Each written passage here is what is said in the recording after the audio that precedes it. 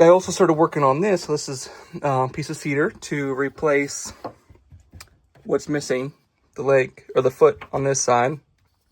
So this will go over here like so.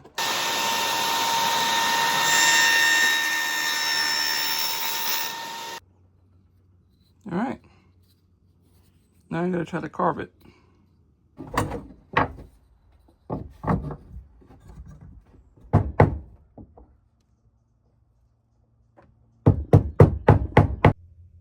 All right.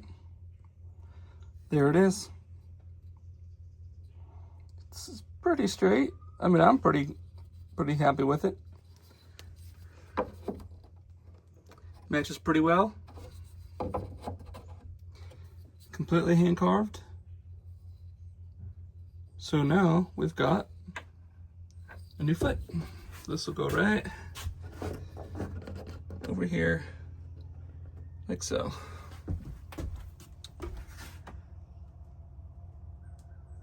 Looks good.